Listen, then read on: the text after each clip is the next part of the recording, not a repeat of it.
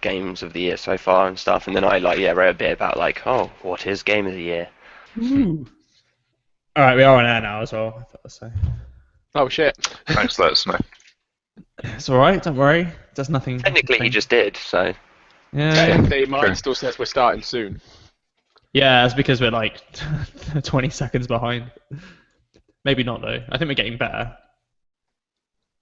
There we go. I can almost see me.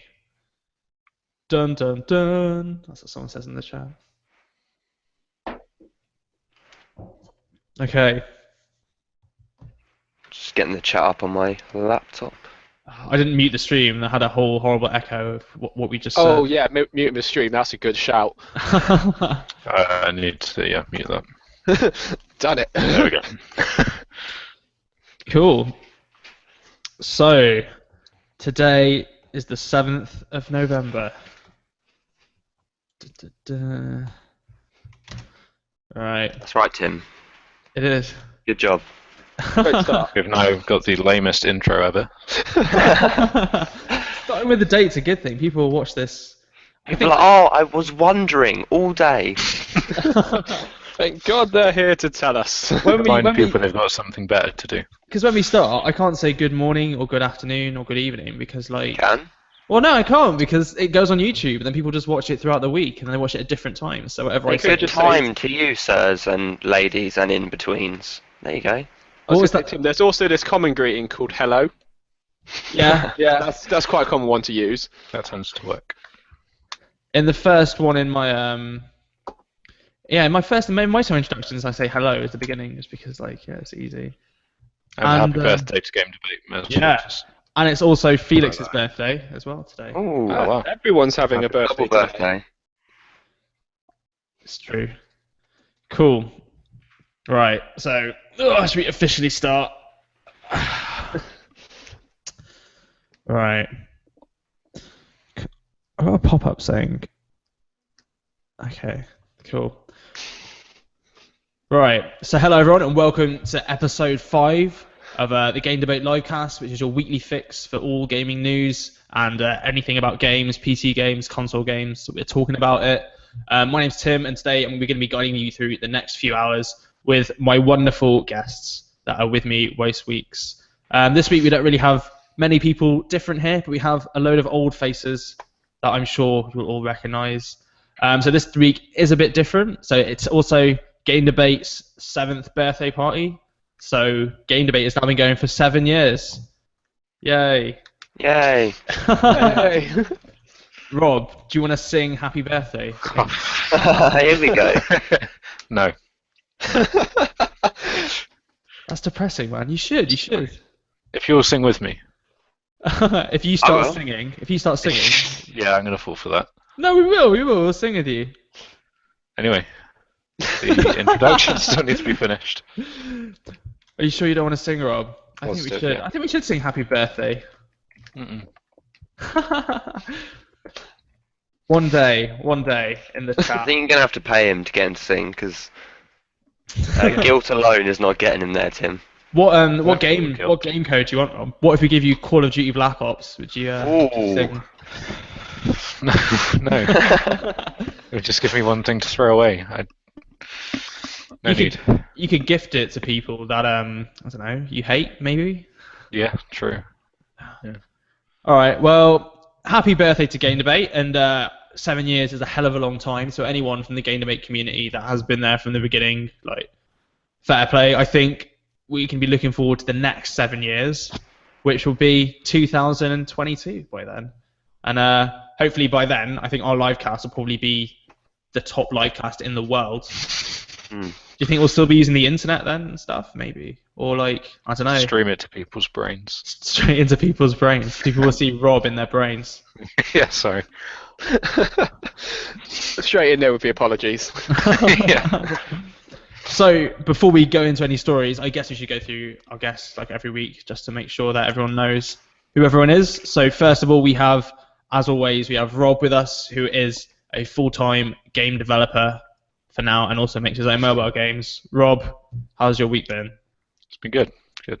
Have you been playing much? Just started playing GTA 5 on the PC again. which is awesome. Just so good. What do you like so much about it? Just funny story, funny characters. Really, really good feeling gameplay. It just feels solid. Cars drive properly. Gunplay is fun. It's just simple fun. I still feel like that because I played GTA on the PS3. I've still been like waiting to justify buying it again. But I had it on the console before. It's obviously it looks better on the PC, and just the mods are fun as well. I've been playing about of silly things on there, so that's also amusing. cool. And are you making any games at the moment as well? Just playing about prototyping mobile stuff. Nothing exciting, unfortunately. Oh, well, I'm sure 1 week we might have something to share about that. One day. One day. And moving on, we also have Jack with us this week. Like Hello. last few weeks. Jack, how's it going? Yeah, it's going okay. I had a bit of an interesting burger yesterday, so that stayed with me today. Thanks for sharing, I think. As well, so we've been playing a bit of Call of Duty this week, haven't we, as well? We have indeed. And that's been fun, I think. I enjoyed myself quite a bit. It's definitely been like going in a time capsule and going back in time to when I was 17. It's it's amazing how much it hasn't really changed, but it has sort of changed in ways. I mean, I'm glad you said you had fun though, considering how badly it went. I don't know if I'd call it fun. Maybe yeah. I mean, I love getting It was more of an assault, I'd say. even online, it was just constantly getting. Yeah, I think we'll get better though. I think we keep at it. Also, just let you know as well, me and Jack are streaming on Twitch. We have a Game Debate Twitch channel as well that we put Let's Plays on. So if you follow the Facebook or Twitter page, keep up to date on that, and you can watch me and Jack failing. You can watch the first 5 waves of zombies over and over again for hours on end.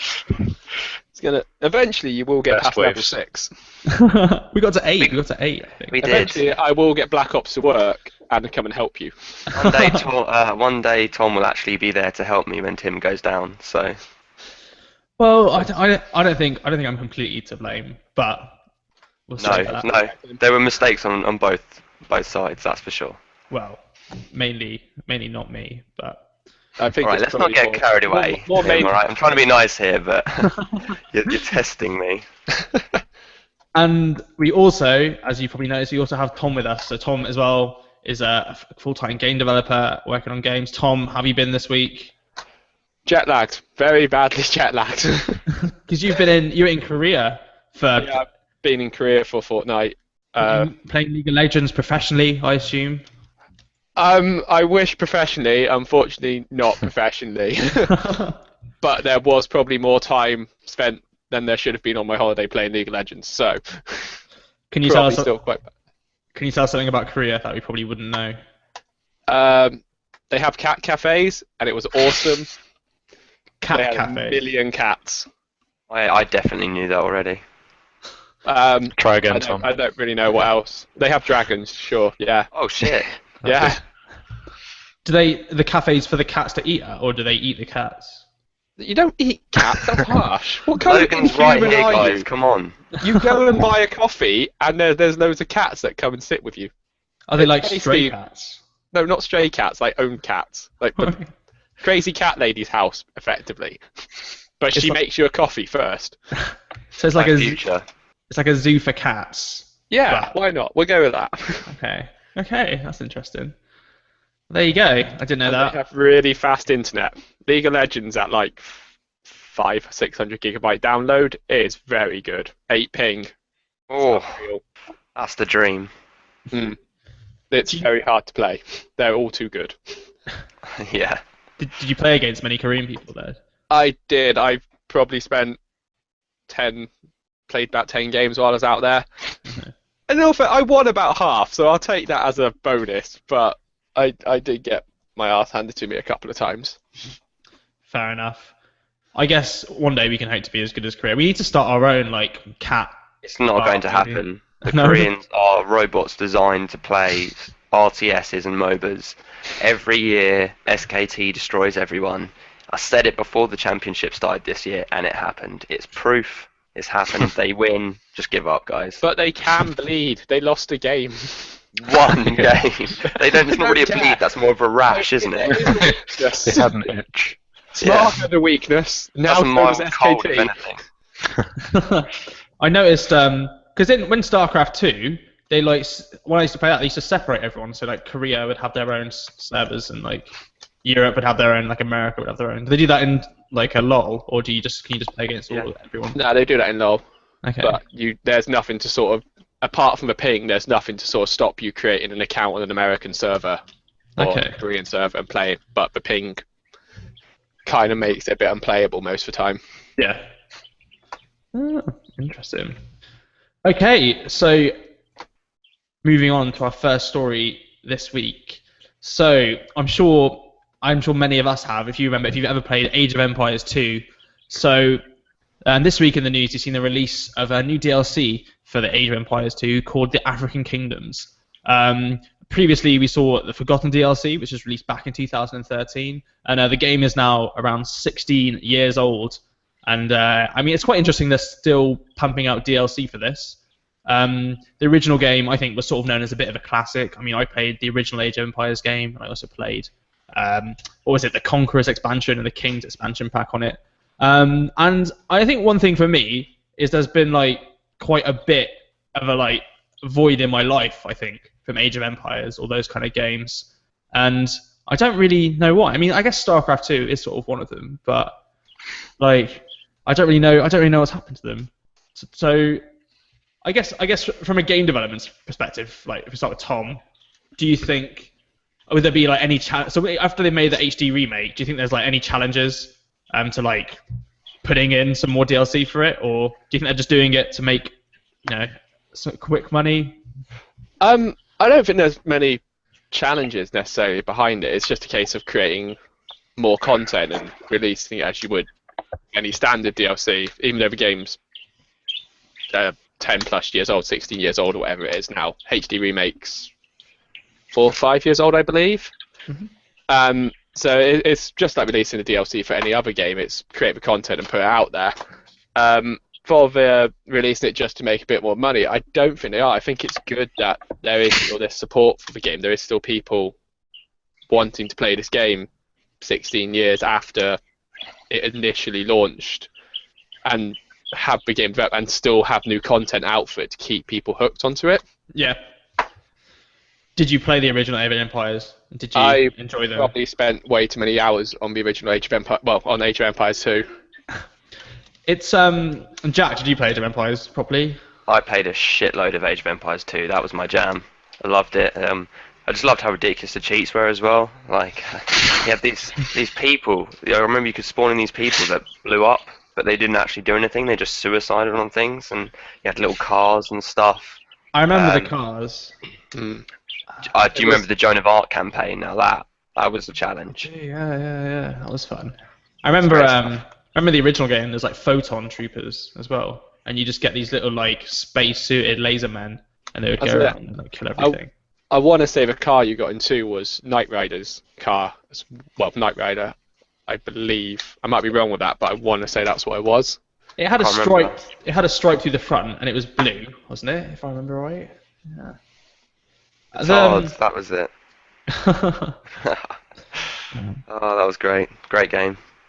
So in the new game, so like last year when or 2013, sorry, when they released the first expansion for the HD remake, they've also got 4 new civilizations with like 4... Being told the bombers are called petards. Petards? Yeah. Is that the cheat? Yeah. No, they were a class you could build, I'm pretty sure. What are petards? Is that like a...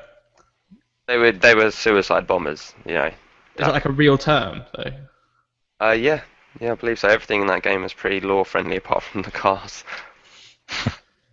I guess that makes sense. Yeah, you don't tend to get cars in that age of history. How do you know? Were you there? Yes, I was. I was. I know it fondly. I remember it like it was the other day. Oh, the smell alone. Good smell. Terrible smell. They had no, sewage system, so there's just shit in the streets. So just don't walk down the street, fly. So much yeah, easier. okay. Yeah, fair. It's not they've sort of stopped making it. They released Age of Empires Online came out, didn't it, a bit ago, where you could play. Did you play any of that? Anyone? I played it for a bit because it was on Steam for free, and it really didn't have much of a hook factor in my mind. Was it pay to win, if I remember right? It was one of those where you spend like 5 minutes, you click on a few of your buildings, you send your men off to do stuff, and then you come back a day later and see how many of your men died while you were away because you haven't paid them £100. Mm-hmm. Yeah, that sounds a lot like it's just like any game. Why have we seen? Do you think like a decrease in like because there's like Age of Mythology, there's like Age of Empires. I guess now you have like competitive RTS games, like StarCraft and and StarCraft. Is that the only one? There must be Well, the others. Total War series does really well. Yeah, that's true. Mountain Blade has an element of that to it, I think, and with the big battles. I think that the thing with those games is that Age of Empires 3 didn't do very well, and I think that put a huge pin in that franchise in particular. And I think what people started engaging more with is these more visceral, personal experiences, because you see a lot of these third-person sandbox experiences where you just control one guy. People flocking to that more because people love customization of their avatar, I guess, more than having an army in a lot of cases. I think StarCraft kind of covers the market well enough that there's not really a need for another big game. But Total War Warhammer, I think, will be really good. I say to add to that as well. I think obviously one of the biggest competitors to not Star Wars, what am I on about? StarCraft even was the old Dawn of War series from THQ, which obviously ceased when THQ got brought out. But yeah, I think sort of after that, StarCraft kind of hit its peak and kept going. It was kind of got to that point of, in order for this to do well, we've got to knock StarCraft off its podium, which just seemed like a bit of an impossible task because it's kind of only real competitor at the time. Sort of. Civilization's been mentioned. I've actually played Civilization. Yeah, great games. Yeah, they were fun. I think all these games cover quite a bit of different types because I don't, I can see why people like StarCraft and they want to build a city and they want to take it. Well, they don't want to build a city, do they? They want to make an army, build a civilization, take over something. But I just want to I want to sit back. I want to go right. Farms go here, castles go here, almost like City Skylines is now, but just with just like the old Age of Empire games. I think that was I think if you look at how those games are developed, so you've got your City Skylines, Roller Coaster Tycoon has gone one way, and then you've got Civilization. It's a bit like that, but it's still you don't get as much customization as you can't place rocks and you can't place specific buildings and where stuff goes, and I think that's what I'm missing for me really. I'd just like an Age of Empires game again a bit maybe, or just customization and with an army with a nice easygoing campaign without the pressure of being destroyed every minute or people just building really quick and killing me. Maybe I'm just really outdated now though, and I think my opinion might be a bit not what people want anymore. I think Civilization is quite customizable. I mean, I get what you're saying, but I think you get to decide what goes in what square, and you get to decide where you put your resources, and it's quite dynamic in the way it expands and stuff. But you can choose certain monuments and certain buildings you want to build, so you can choose that. And where your cities go as well, I guess. I can't lay out my city in the shape of a dick, though. And you can definitely try. I've done it. In Civ? It's possible. Yeah, what you have to do is you have to make two balls. Cities.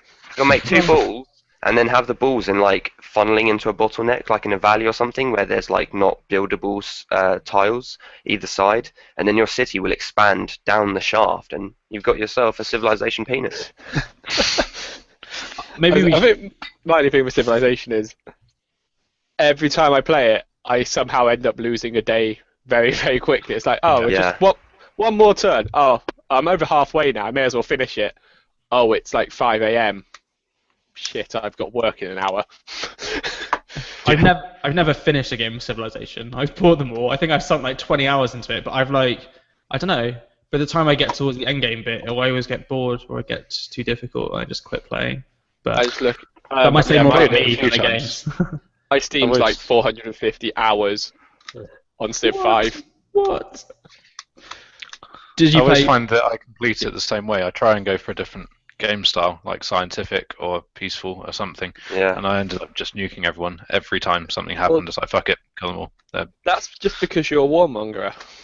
Yeah, just not. Like, you don't want to have the human race progress or anything. You just want to blow everyone up.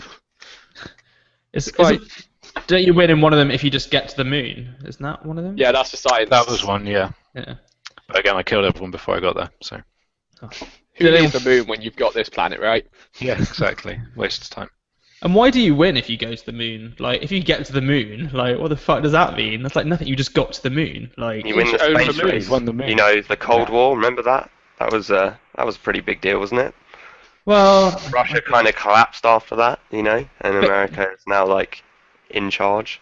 but in like Because they the got the moon. no, but it wasn't just them getting to the moon. In like No, the no, whole- but that was like a landmark achievement. It's like you can define that as a one event in history that was like they won the space race. They took, you know, the territory of space, which is the edge of Earth. That's it. Like you've won everything. it might be me. Obviously, it wasn't like that, but you know what I mean. It might be me being a bit pedantic, but like, say you have like nukes aiming for someone about to kill them, and then it's like, oh, they've got to the moon, they win. It's like, Well, you that's in all fucking fairness, silly. you can't nuke the moon. So surely they've escaped to the moon. Well, no, You but can nuke you the only moon. get a few people on the moon. You can still nuke the rest of their That's fine. the You rest of just their send country. you just send the important people apparently. Restart, rebuild from scratch, and then enter Civ 6. But Tim, what you're saying is you like attention to historical detail in games as a fan of the Assassin's Creed series. what I'm saying is, if like you're on the moon and I fucking nuke your country, I win.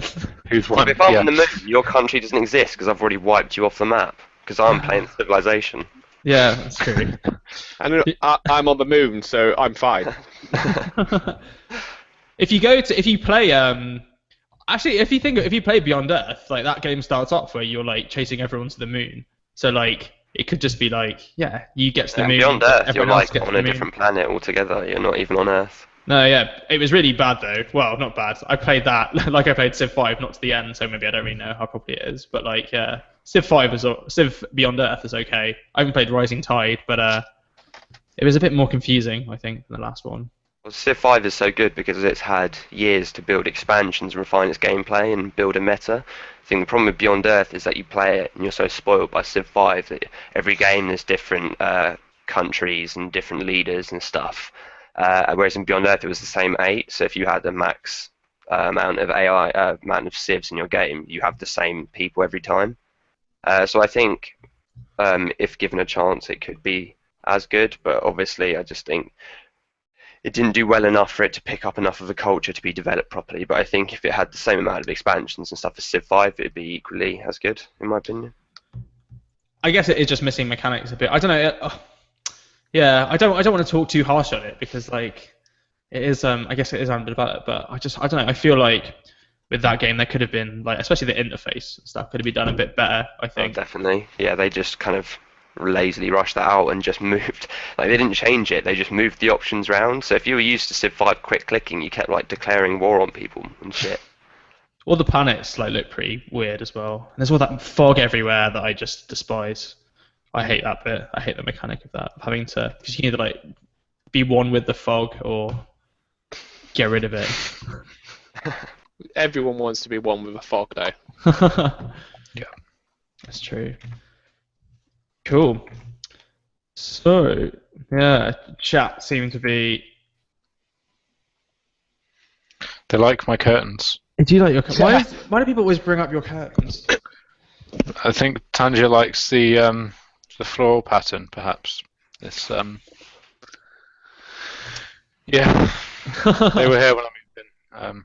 I think we've got to keep them, so they stay. Okay. So Well, you don't want to disappoint people by getting rid of them, Rob. No, and yeah, I couldn't do that now. Important part of this show. I think about 30% of our audience, or maybe even like 70%, come to look at your curtains. Rob. Yeah, quite possibly. The only reason I'm here. Cool. So, as well this week, you've had some pretty interesting stuff. So, one of the biggest stories for me was that Activision Blizzard have now purchased King. So, if you don't know who King are the developers of Candy Crush, and they also make a ton of Facebook games. and they just spent just over 5 billion, I think, on King. In, 5.9 billion. 5.9 billion, yeah. That's a lot. Just over. More money than most people can feasibly imagine. That's printed in some countries, I'm pretty sure. What could you buy for 5 billion or less? A lot. A Lot of country. figures. You can probably buy Greece at this point. Because Microsoft bought Minecraft for 2 billion. 2.5. Yeah. 2.5. I think Microsoft brought Minecraft for 2.5. Facebook brought Oculus for 2. Disney brought Star Wars for 4. To sort of give some perspective on what 5.9 billion is in comparison to them. Candy But Crush is worth more Candy than Crush Star is Wars. apparently worth more than the entirety of Star Wars. Jesus. Freemium games have got a bit mental now, I think. But then again, so in King's defense, so in 2014, King actually turned over 2.2 billion in revenue, and they have 1,400 employees, and as expected, they are the largest Facebook game developer. The CEO, who's called Riccardo Zacconi, he's actually served his role since co-founding the company in 2003, and it's pretty mad that he's actually stayed there for that long. To be fair, they're doing so well now that I know he probably won't leave now, and he's going to continue to run it. The deal's set to be ended by Q2 next year. Activision Blizzard, if you don't know, as you probably know them, they're one of pretty much the most successful game developers and publishers in the world at the moment. They've created pretty iconic games as like World of Warcraft. Like pretty much, probably 80% of the games you talk about are made by Activision or Blizzard. Over the last few years, we have seen a massive rise in freemium and sort of mobile gaming. And I think and with Blizzard being one of those, and Activision being one of those companies that have really sort of hit it out of the park with games coming out and deciding what the trends are. I think it'd be interesting to see. It's interesting to talk about sort of what do you think that this tells us about the gaming market now.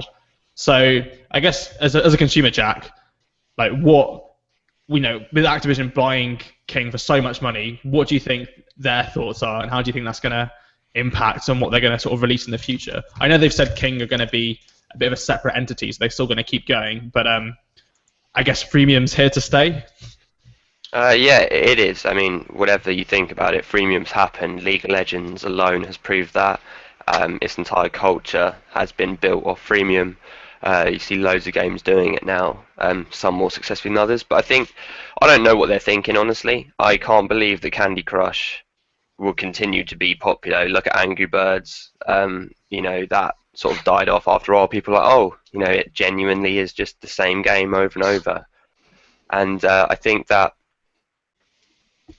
they obviously know what they're doing, though, don't they? They're the people who have Call of Duty and World of Warcraft, so they know what makes money. So to me, that just says that they think that the casual market of gaming is going to grow to the point where they can make like a shitload of money off it. And I guess they're right. More mums and daughters and kids who aren't interested in gaming, or people who aren't interested in gaming, have like a phone and they'll get into Candy Crush because their mate told them to. I've played so many stupid games because my friends have told me to. But then look at Zynga. Like they've had to diversify to stay relevant. Like their Facebook games alone haven't been enough. I think in 2012 they made like a massive loss, and since then they've been making like board games and stuff because they've obviously realised that market alone isn't enough. So I guess Activision sees something that I don't. I think that's the important thing there is as well. It is the main thing now is that it is the casual gamer. Freemium markets. People paying 60p for games or getting it. Is becoming. It's probably the quickest growing industry ever, and I think it's generally good for gaming because the more casual gamers we get, the more games and experience we get, the more we're going to see people moving potentially to the bigger titles.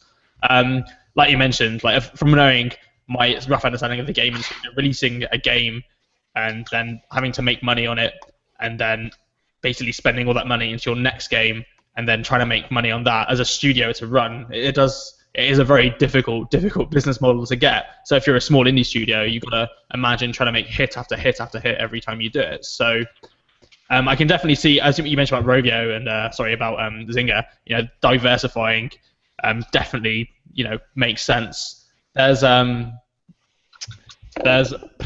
There's with Zynga, like I mean I was looking out at King and they've got like 1100 staff, but like I don't know how they can have that many staff like doing stuff. Like what the hell? Like mobile games that take that much to make, they must have so much optimization going in there. And I guess when you've got these addiction machines that are churning millions, that you're gonna like pump as much cash as you can into it.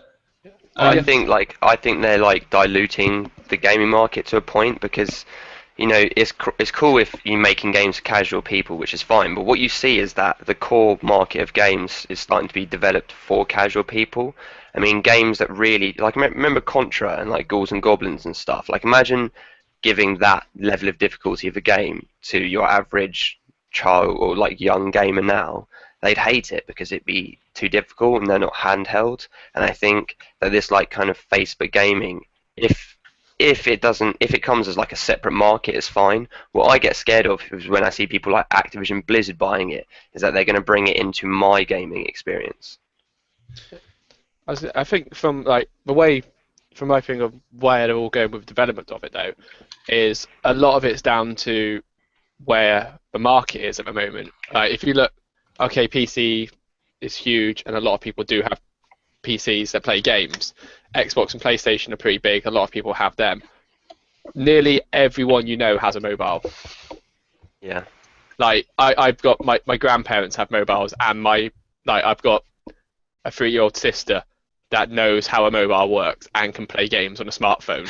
Like that target demographic is huge. You've targeted everyone effectively at that point.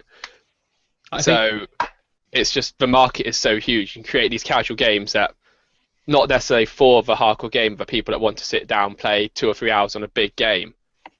But there's a huge market there for people that just want a bit of time killer on the bus, a bit of time killer in the evening, a bit of just casual fun here and there. And you've got this huge market to give it to. I think as well. I think you're definitely right. I know my parents and my mum addicted to Candy Crush and is constantly playing, and it is like it is a massively untapped market. And if you think where the money is now, I mean that is where it's going. So reading through their press release that they've released of the reasons why they've decided to do the merger. So King are going to operate as a separate entity basically. So last year, it's an interesting fact, 150 million users played Activision Blizzard's game for over 12 billion hours. Jesus. I wonder what that is in days, but that's mental an amount of time. That's probably more than the length of human existence. Jesus. They're doing all right. They're doing something right, I guess.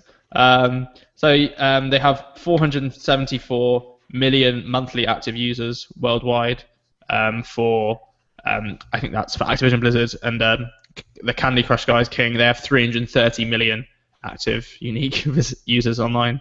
So with them combined, they're actually going to be the largest entertainment network with over 500 million monthly active people playing their stuff.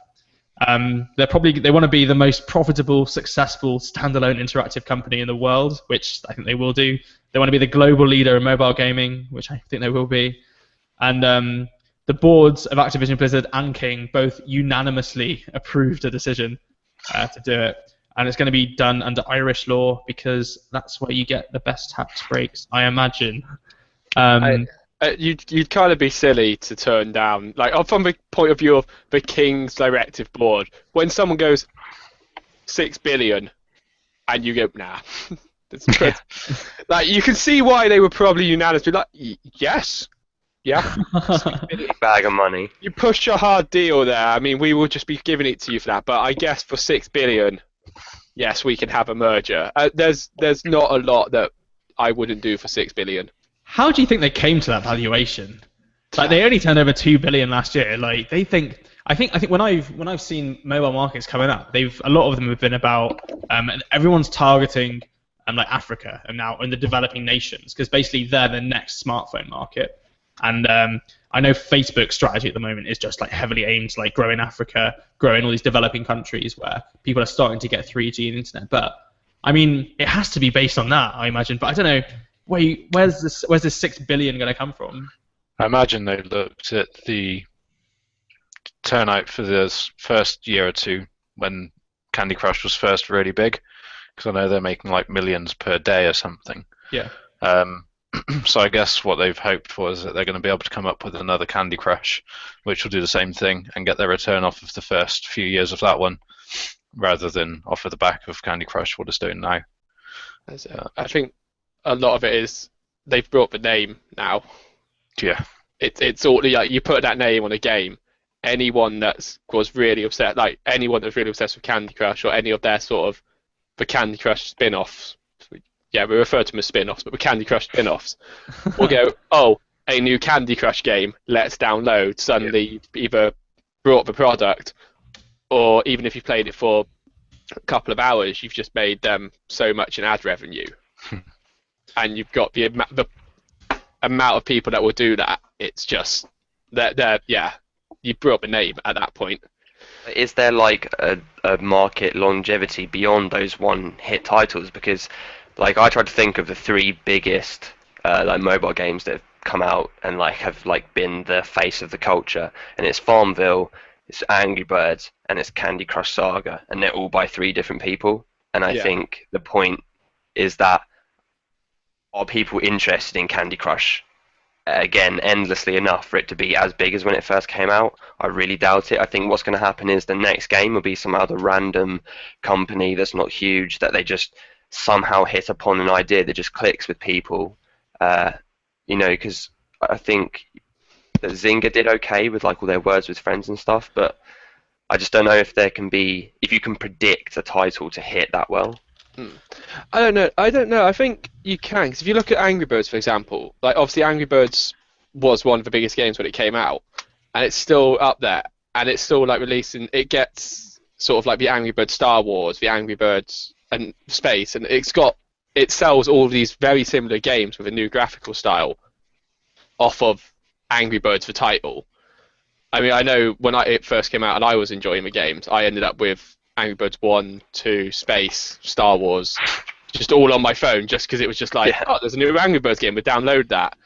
Play it. I never probably played it for more than 4 or 5 hours, but that's 4 or 5 hours of me giving them ad revenue, me buying the game to begin with or something like that. But do you play it now?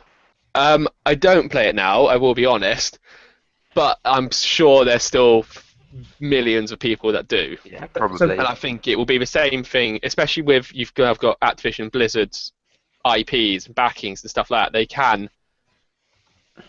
effectively merge the two to target two markets. Okay, I don't know how it will work, but you've sort of sit there. I mean, you've got World of Warcraft subscribers. You put one of that in a Candy Crush game, you will probably sell it to some World of Warcraft subscribers.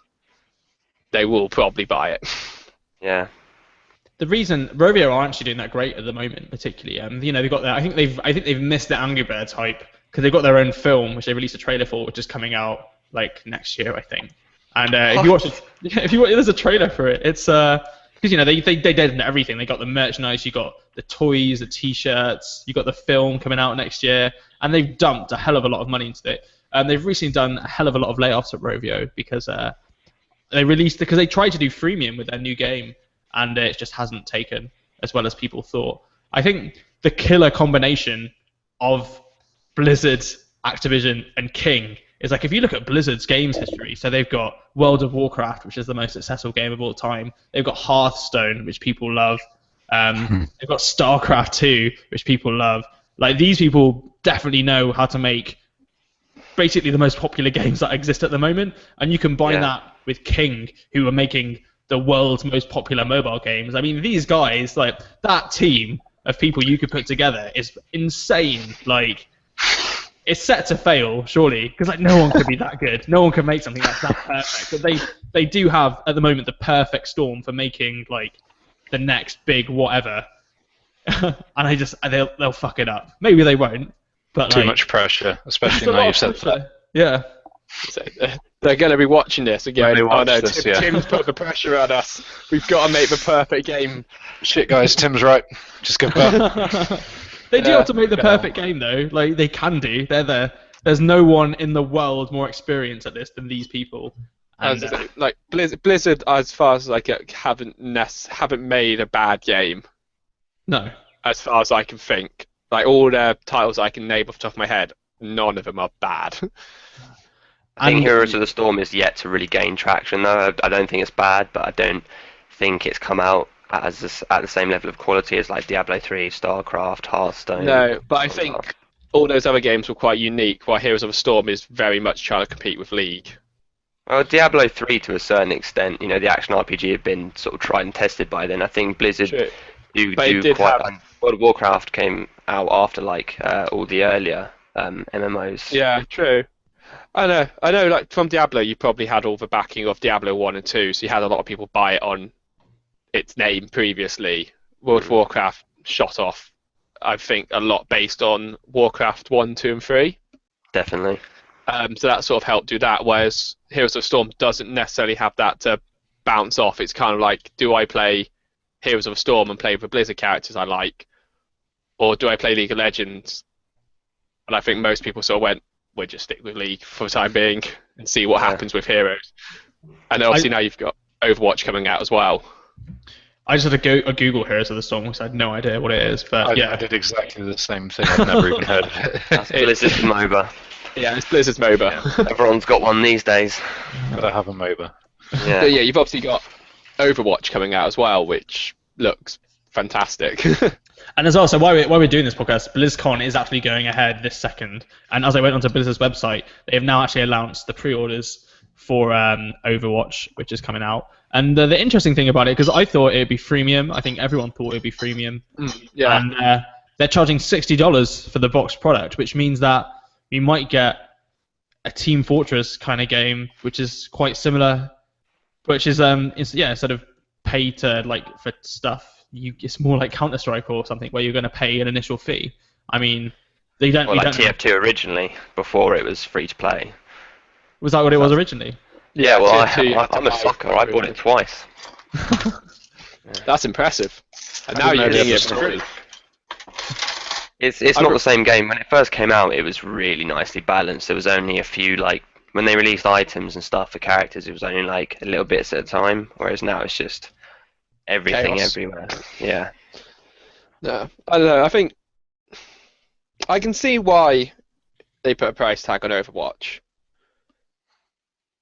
but it looked so much like it was going to be a free-to-play game, so much that it was going to be a rotation heroes. You play with them, you get in-game currency for playing, and then you can unlock things permanently. It looked so much like it was going to be that, and it's got a price tag. I'm They're like, being so secretive, though, it kind of did suggest there was going to be a price. oh yeah, I don't know. I was hoping it was going to be a free-to-play game because it looks like it should be a free-to-play game. I'm happy in a with the sense. other way though. I think if you put a paywall up on it, like one, you immediately, because people have a bit more investment in it, I think you generally improve the quality of people that are going to be playing it. So people are going to put more time into it. You'll get better players from it. I don't really like microtransactions, and like I still find it difficult for me to like be able to play a game and to try, having to pay my way through it or work out different things. And I think it makes it, and with it being on PlayStation, Xbox, and stuff, with it, I don't know. I just think with a paywall, it immediately raises my bar for what I expect of the game, and that because of that, it's I'd expect something a lot more polished, like you said with Team Fortress 2, when it was like a lot more balanced originally, maybe when it came out. So my only thing with it is obviously like it's a hero champion based game. Mm-hmm. So I'm like, that normally means that when they're free to play, you get a new hero every month. And that comes out and it's part of the game. You can buy that with the in-game money and stuff like that. And the characters keep developing, and because it's free to play, you've got to keep people interested in it. So you keep this sort of cycle going, like how MOBAs work effectively, like Heroes of Storm and League and Dota. They release these new champions now. They keep people hooked, and they are free if you play the game effectively. You just got to With play enough Dota, to you unlock get them. all champions all the time. Yeah. Okay. I haven't played that much of Dota, but yeah. So you keep playing the game, and you get these champions. My only worry with it being a $60 price tag to begin with is that they're going to go 4 months down the line. Oh yeah, here's a new champion pack. It's £10. And then 4 months down the line, here's a new champion pack. It's £10. And then after like 12 months, a couple of years, it's just going to be like, yeah, we're not going to release any more champions now. We've sold 4 champion packs, so you've now got an extra 12 heroes, plus the 12 you brought to begin with, or whatever it is, 20 I think it is, that you buy the game with. Off you go, play the game for as long as you want, but we're not releasing more content for it. Maybe. I mean, this is Blizzard, though. Yeah, that's where this like dilemma. I'm like, it's Blizzard, so they kind of know what they're doing. Like, well, they know what they're doing, and I'm hoping they continue to maintain it and stuff. But yeah, that's sort of my only worry with it is it's going to be either a couple of years life cycle where they're then not going to make these new champions for it. It's going to be that's the game done, off you go if you buy it now, or you're going to have to buy the game for $60 and then buy all these expansion packs to be able to play the new champions. I think what they'd be clever at doing would be to just follow like the LoL sort of setup where, apart from obviously the fact they might be putting this initial payment fee up, is that keep releasing the heroes and the characters but for free, and then just get hundreds of thousands of people to constantly buy new skins or loadouts for them or something. Yeah. Because then it's pretty much guaranteed to be profitable, regardless of how many heroes you make.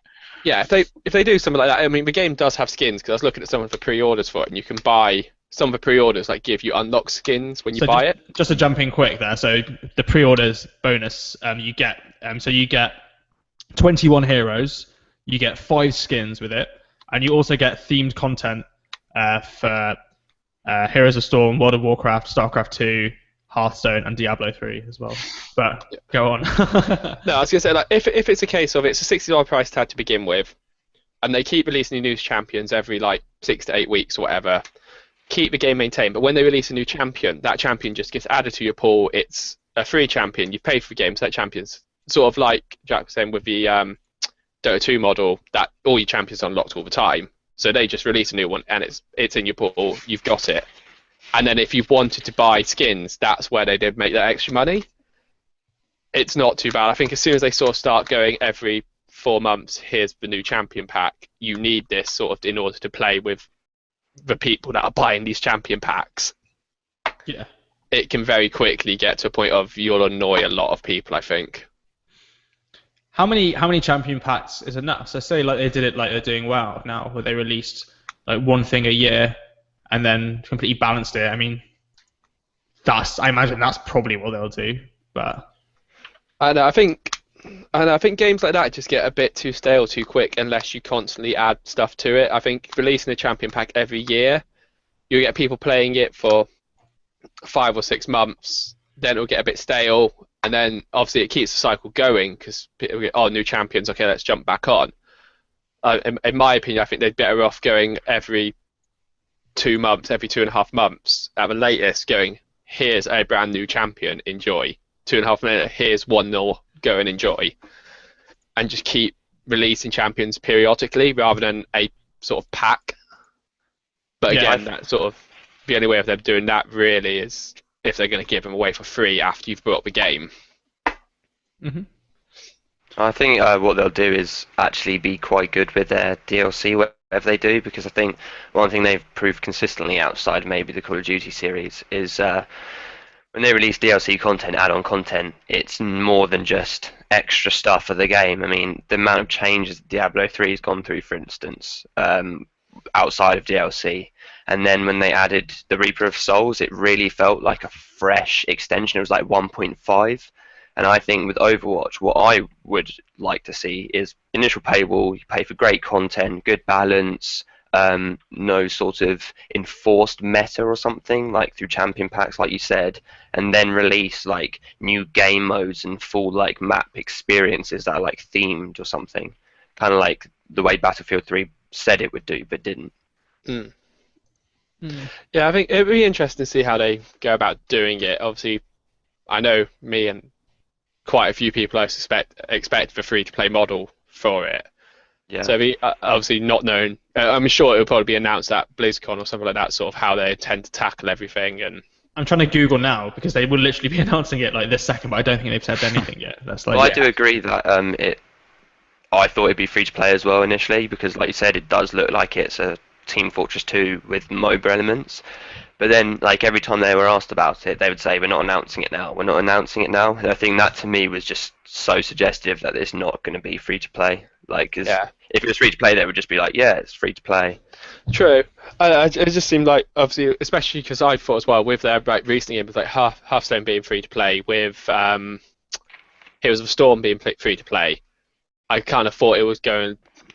Obviously, those two are their biggest two latest releases. I thought it was going to be another one of them. Here's our first-person shooter sort of MOBA style. It's free to play. Buy stuff in game if you like it. If you want this, pay it that way. But here's the game, enjoy, and just to get people, to guarantee people on it. Yeah. But yeah, Activision Blizzard do own the world now, and they have such many big games. It's mental how much they're churning out, and like how much popular stuff they're churning out as well. I think we're definitely in the time of their universe, and they're only getting bigger, and they're going to be releasing more stuff. Hopefully, I mean, I think it'd be quite good in the end. Stuff like Overwatch, it'll be interesting to see. I'm excited for it. Yeah. Hopefully. Yeah. I think with Blizzard you can generally assume that everything will be okay. Right. And staying on Activision Blizzard, this week we've been playing Call of Duty as well. So if you haven't realised yet, which you may have not, this week there was a release of Call of Duty Black Ops 3, which myself and Jack have been playing for the last week. I think we've been doing all right. Maybe some would say not.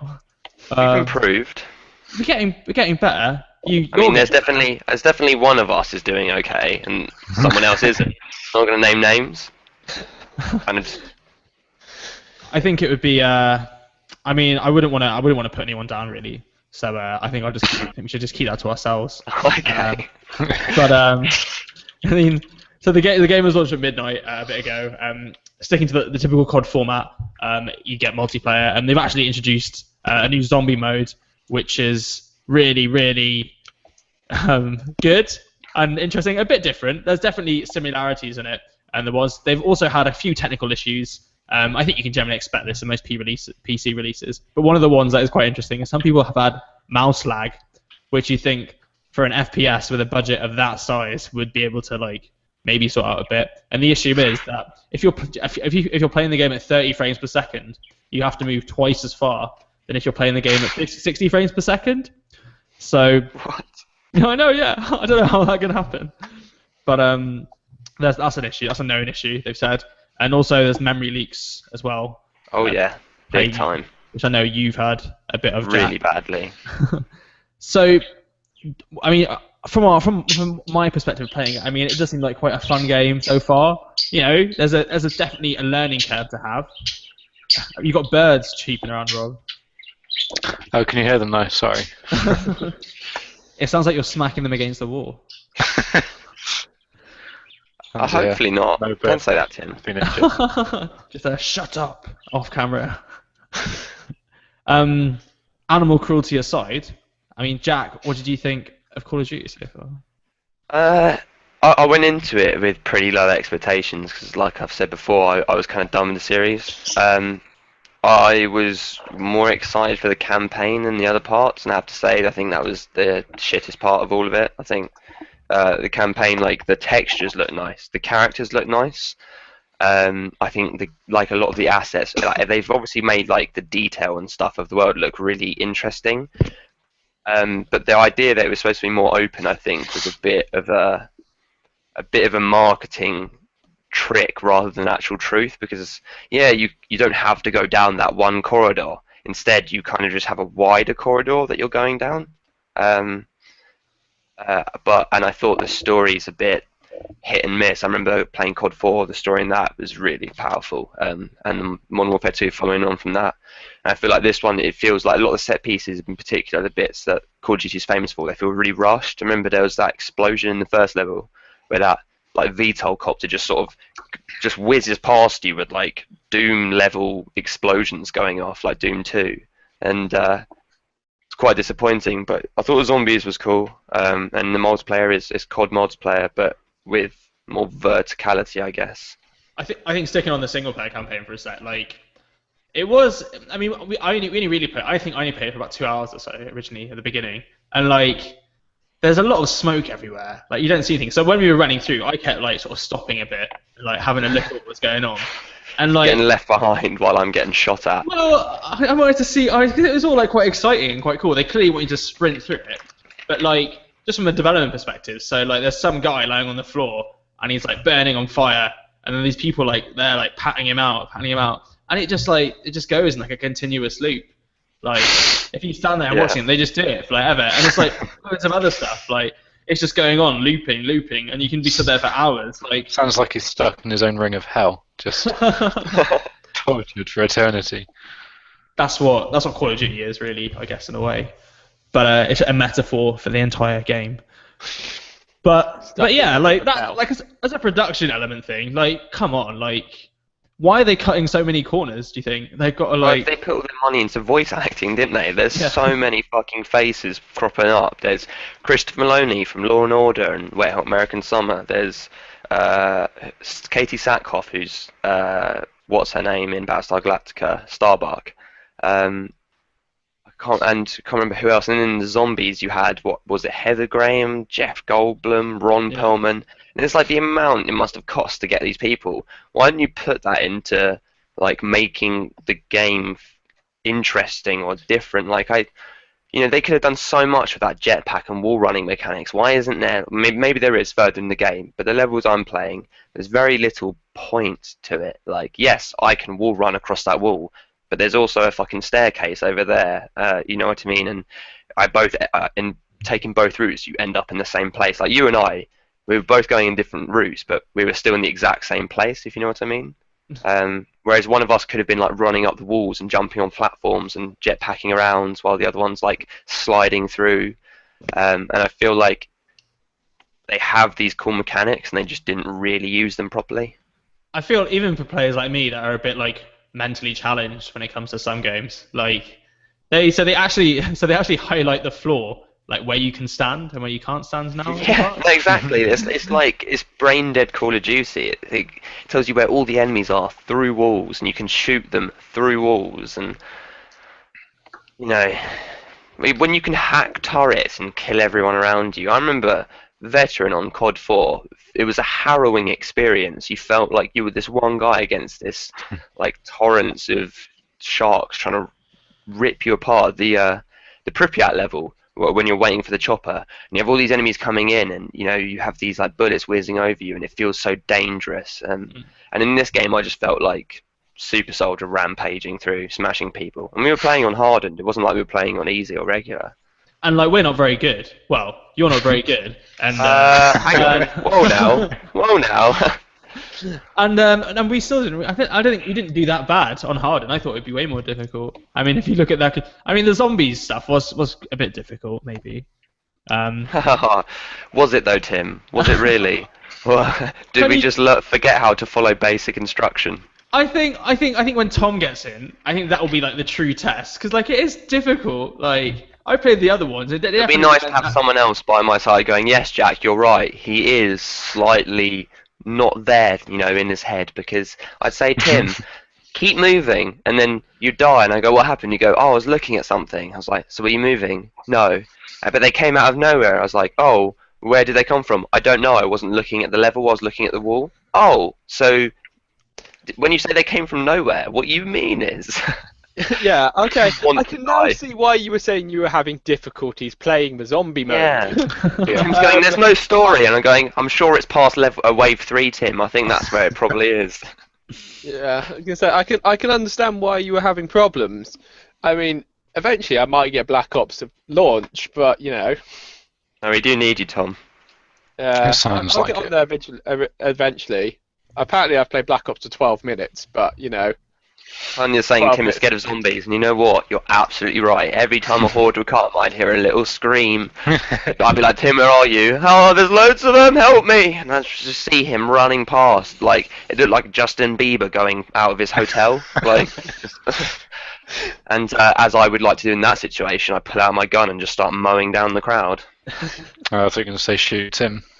Well, no, they kill him for me, usually. They just clean up They are scary though. Like they just come flying at you. Like, and they do just swarm. I don't know.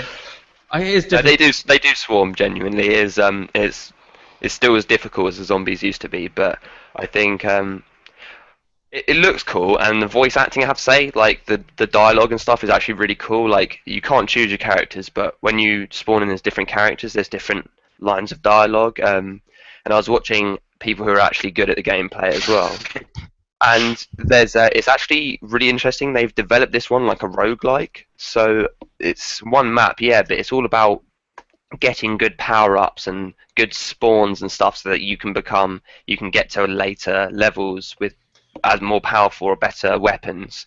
And then you actually, because Tim, we did start to uncover like the items and stuff, but you're actually supposed to, like, go to all parts of the level and perform these rituals to unlock this boss and all this stuff. I think that's really cool, rather than just, oh, let's get to wave 20, now let's go to wave 25, because you know what, that's a bigger number, and that's what life is all about. I mean, that compared to Battlefront and watching the wave stuff on there, like, it just looks way better, like way more engaging. Like, the story in it is so cool. It's polished in a way that, like, the environments are really pretty, the characters are quite good, all the zombies look great. And I mean, yeah, I did enjoy it. I think even though we were dying quite frequently, we did actually play it for a hell of a long time.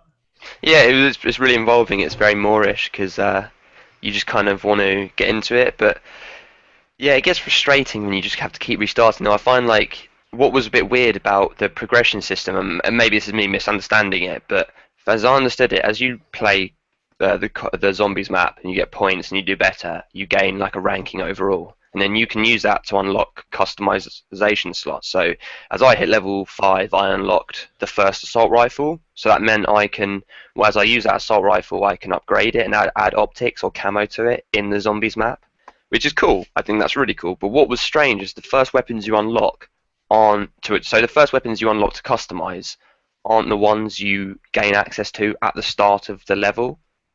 So it's kind of counterintuitive. It's like, oh, I need to be really good and get to the end so I can use the first weapons that I'm allowed to upgrade. But to get there, I need to upgrade my weapons. It just felt a bit weird, I thought. Yeah, and as well, there's no another point of leveling up as well. I mean, I can't see any microtransactions or anything in the game. No, they've got that sort of fake microtransactions where you like unlock that currency like Mass Effect 3 style. And I find that's really addictive to people, because even once they've got everything, oh, I can unlock that super secret camo. Yeah. It still feels really pointless, honestly. I've played other games where there's much more meaningful customization. I think Mass Effect 3, I just mentioned, the multiplayer in that was a great example of that, is that the customization you unlocked actually felt like you developed your playstyle. Whereas in Call of Duty, I just feel like I'm getting more. So like in multiplayer, you unlock like more perks and stuff, and you become more powerful. So level 1s just get shat on because your guns are just literally just little old ladies that just dribble on people, and then there's just like a dragon's dick just spraying on me. I've always loved that logic. You've played the least of this game, so we're going to give you the shittest equipment and perks. Exactly. It does surprise me, but and again, in the game though, it's like it's not a paywall, is it? It's just like a play wall almost. Yeah, but Yeah. it's just the logic behind you're the least experienced in this game. Everyone else has had more time to get used to the controls and get a feel for it. Like, So they're also going to like take any good equipment off of you. Yeah. I mean, I guess a lot of that comes down to their matchmaking algorithms, though. Yeah, that's true. I don't think they can find any players as bad as me to play with. No, probably not. Genuinely, that's probably a fair thing to say, Tim. Yeah. If their matchmaking algorithm's good, they match people that are like have no equipment against people that have like no equipment, and people that have these huge guns because they've been playing the game for 200 hours against people that have also even like between level this, 1 and 10 is a huge discrepancy in Black Ops 3. Like people at level 10 have the ability to unlock a whole extra perk to me, and like perks like they take less explosion damage, or they get a thing for their gun where it doesn't recoil. So all my guns are super inaccurate. I don't have a scope. I'm just some little pussy running around jumping off walls, and I just feel like a fuckboy in the games, like, because I don't play all of them. And even other level 1s are doing like 360 wall jump, no scope, like You know, so every time I run into a room really fast, like jetpacking in, some dude like is sitting down and he just shoots me. Or if I am sitting down, some dude comes jetpacking in and shoots me. And it's like, have you played every Call of Duty up to this point, including So you Advanced know that Warfare? just means he's only just put down Black Ops 2 to pick up Black Ops Yeah. 3. And they played the beta as well, loads, so they know all the maps, and I It's- still don't know it's where I'm so going mad. and falling off. It's so mad. Like, we were literally playing it like the first half an hour it came out, and like people are just so good at that game. Yeah, So literally. good. We were getting stomped, and like I'm by no means a COD expert anymore. I used to be pretty good, but I can't even get a KD of 1 in this game yet. Like and that for me is strange. Like on most games I have a KD of about 2, and then this, yeah, I have not had one game where I've broken even outside of Search and Destroy. It's yeah, it would be. I think we're gonna play quite a bit more maybe. So it'd be interesting to see how much if we do get any better, and whether. Maybe it's more fun when you're better. Who knows? I think it's getting more fun as I'm getting better equipment, because now I can like I have less recoil on my guns. I can actually aim now. I'm getting the hang of doing 180s and like it's just turning around super quick and like jumping and jetpacking away and running up walls and stuff. But like I don't know, it's pretty amazing to see how good people are at that like within fucking 20 minutes. Yeah. And so like I think I don't know if I will ever catch up, but yeah, watching people on Twitch and stuff as well has helped a bit, because there are people who just like have you seen how quick they fly through the levels? Yeah, no, and they're it's just like- that crouch slide as well. They use Yeah. that to avoid fire, and I was trying to do that, and all my guy was doing is sprinting and then stopping and crouching and walking slower. And so you know they must have just seen me and just been like, "This guy, what an idiot!" And this is they just put you out of your misery really at that point, didn't Yeah. they? It's And in the day, I'm just okay. asking for it. If you're going to can across the fucking middle of the map, then yeah, you're going to get shot in the face.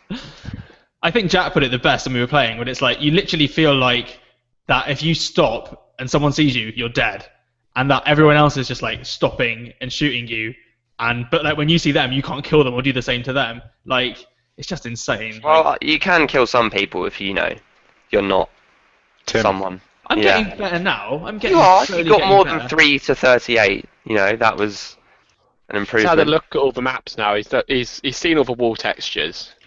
Yeah. He wants to see what else there is out there now. He's not shitting himself every time someone appears from behind him. I was googling like obviously like beginner Call of Duty tips, whatever. There's nothing for Black Ops 3 at the moment, but there's one thing, and it was like before you jump in and destroy or kill like your death ratio, like spend an hour studying the maps and looking over everything. It's like what the fuck, like an hour. I'm Yeah. not gonna do that. I'm not gonna. It'll be fine. Maybe that's what I have to do. I just want to play the game, That's about 59 minutes more attention span than you have, isn't it? basically. Definitely is for me. 59 more than Tim has. I don't want to study maps. What the fuck? It's not a game. It's I just think it looks good, but doesn't feel good when I play it. Like I don't. It's definitely not as bad as some of the Call of Duties I've played, but like I don't know. I remember coming away from shooters and being really excited, even if I didn't do well. Like especially on Battlefield, I could go get one kill in the whole match, but that kill could have been me strapping C4 to a jeep and ramping into a tank, and that would have been fucking amazing. In Call of Duty, my one kill was I was shooting through that doorway and I just happened to get the last hit on that dude. I definitely feel like mass disappointment every time I lose that game. Like You and are you just- punished so hard for not being good as well. Like you don't get access to anything beyond running around and your own gun if you don't get loads of kills. as we Apart from those like moves. play the yeah, go on. I was going to say those moves are quite interesting. I thought, like the moves you get for the specialists. I thought that does actually change stuff up. But again, we don't know what we're doing with it, so we just get raped. You know that when we were picking, I said I picked Overlord, I think it was the Yeah. character, and I was like, don't pick him, he's really bad. I went on a forum and they were like, Overlord's really OP. And I was like, I was like, That's why I didn't listen to you, because I didn't trust you, and I was right not to. But right, I'm playing Overlord now, by the way. But like the reason he's OP, he has this brilliant. So when you kill like a certain people, no, it's not even kill after a certain amount of time, because there's definitely been times I've just died 20 times and I've still got this perk every like minute or so. And so what it does, it's called like a glitch, and you press the button, and like as soon as you see someone, you press it, you just fucking disappear, like by literally like 2 seconds back. That's the one I wanted to go with, and you told me not to. Yeah, it's really, really good. I started using You it now. piece of shit. Some stupid, like, emo woman now who goes, "Oh, I've got radar." It's like I get that when I kill 3 people anyway. For fuck's sake. Yeah, you have You to listen to Tim. That is purely your fault. Yeah. I'm too trusting. I think think like I gave up on the Call of Duty multiplayer about Black Ops 1, Yeah, same. and then the zombies is I love the zombie modes. I have brought the Call of Duty since purely based for these zombie modes, just because they're actually fun. And the multiplayer, I'm like, no, I do not want to go into a game with someone with 400 hours on this and watch him spawn camp me and kill me every 2 seconds. Yeah. The zombies, it's like, oh, I've actually got to work with a person that's good. Carry me. I do kind of miss the zombie mode. Sorry? I do kind of miss the zombie mode. I think the last one I played was Black Ops, I think it might have been Black Ops 2 at Friends, but Black Ops was the last really good one before they had all of the exosuits and stuff and the zombies. Yeah. I think Black Ops 3 is the best zombies I've personally played. The zombies are zombies. You have special types and stuff, but it's like woven into the story, and it feels. I think it's quite cool. There's zombies one in this one, but I think that like the multiplayer hasn't been good since Black Ops 1 as well. Well, before that as well. I think it'll probably change the more we unlock as well, because we'll have a completely character with a different set of abilities with upgraded weapons, which will probably make a considerable difference, maybe. Yeah. Yeah, then it does the normal Black Ops thing of, well, Call of Duty thing of, you're now really good. Let's take everything off you. You can go back to having nothing. Enjoy. Earn it all again. Yep. I miss Spec Ops from Modern Warfare 2. That was my favourite mode from the whole series. I thought those missions were awesome. Like just playing with your mates and like trying to do them on the hardest difficulties, and it was almost like Rainbow Six in COD. It had some amazing moments on Spec Ops. That was great fun. Breach and clear bits on the oil rigs. That was just like to highlight lasers through the smoke and stuff. Really cool, like set pieces and yeah. I remember playing one of those, and I just swapped to a rocket launcher as my friend was by the door, and he had pressed the button to breach. So I couldn't do anything because I already had my launcher out, and I just sort of swung me into the room in slow motion with the rocket launcher. So I'm sorry. Sorry for what America. You killed the hostage. You're all free now. Yeah. That was great fun. I love those. Yeah, I wish they'd bring that back because I thought single player would feel like that, and it doesn't at all. Not even close. It's far too cringe. Far too cringe. There was one line, and like the whole idea of if you're too macho, it's gay. Like I genuinely felt like they were actually like trolling me with the writing in this game. There was one bit where he goes, "Yeah, bunch of dudes got caught here with their pants down, and they really took it." I'm like, come on, there's no way that you said that to someone else, and they didn't say, "Dude, that's what you can't." It's true, and like as well. What else happened? We really took a pounding here. It's like really, there's no other way you could have said that. And the game, you're like in the Matrix for the beginning as well, for part of it. Like you're not even like. So what happens is like stuff will happen, and then like the guys just appear. It's like Assassin's Creed now, where you're not even playing in like a real environment, and like I don't get it. How can you die in the Matrix? Like yeah.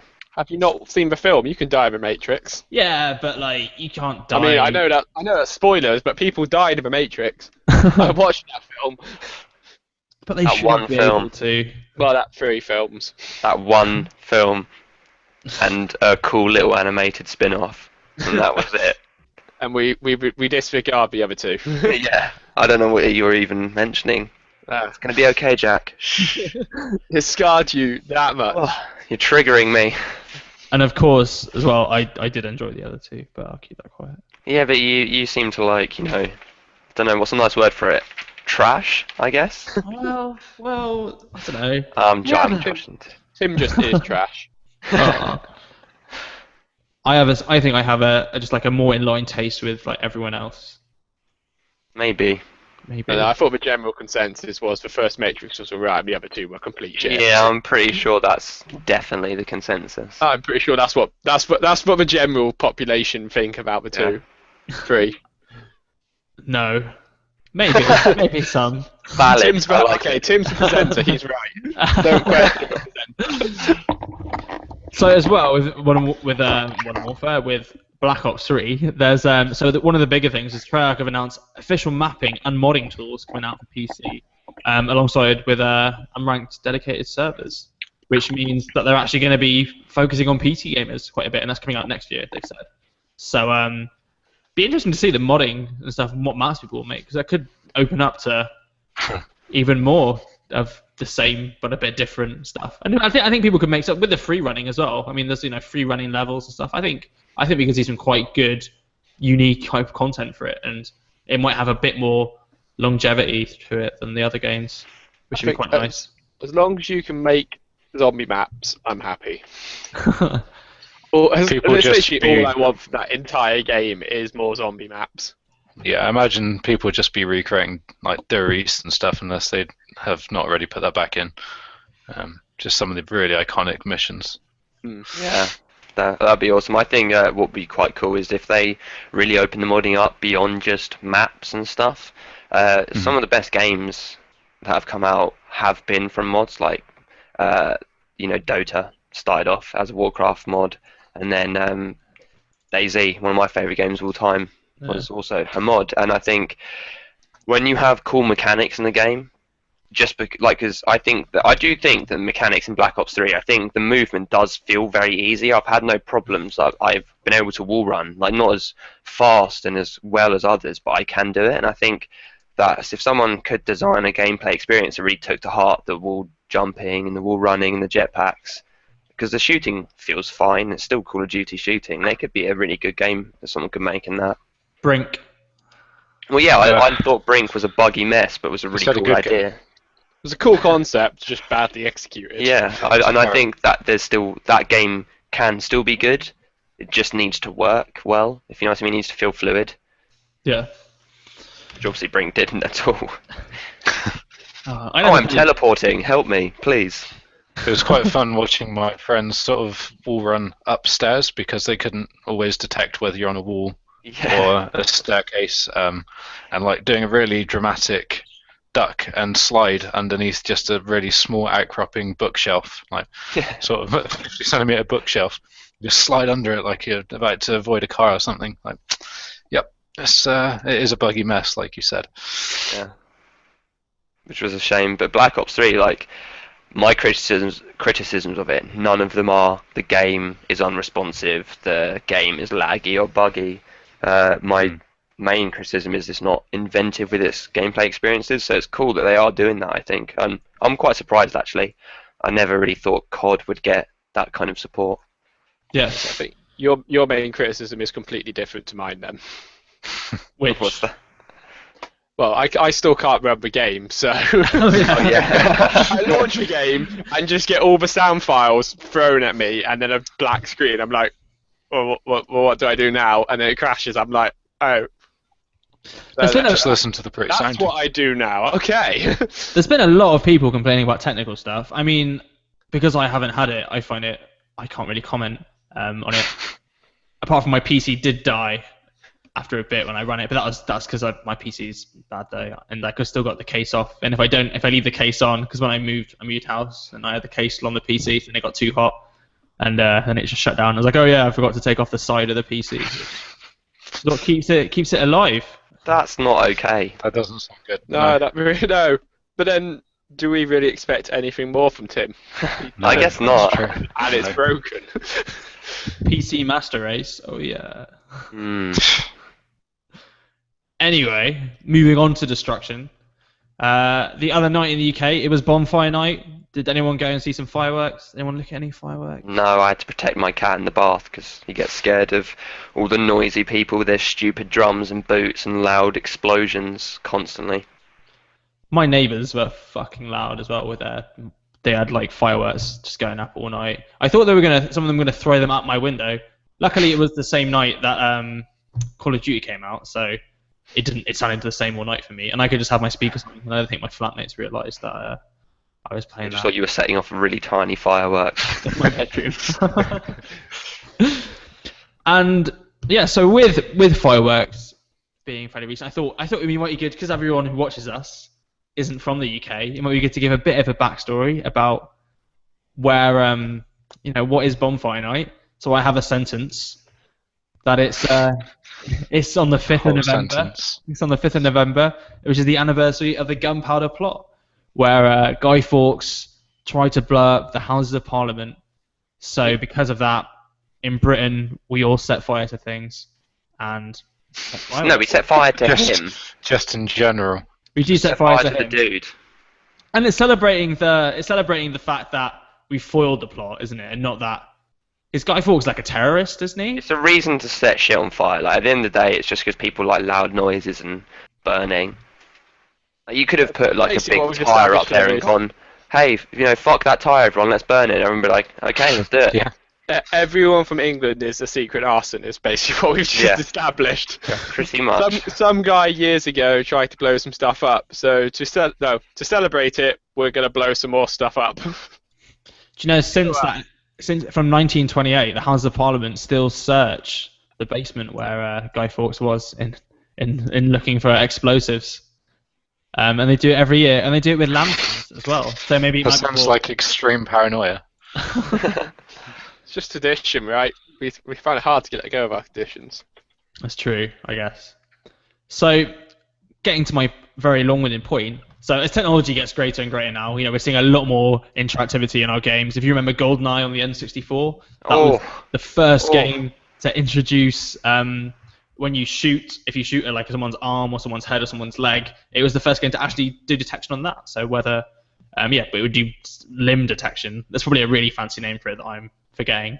But it was the first game to that, and now we're getting to the point where you can actually destroy buildings and destroy complete structures. If you've got Just Cause 3 trailers you've seen where you can destroy bridges, there's a lot of big technology.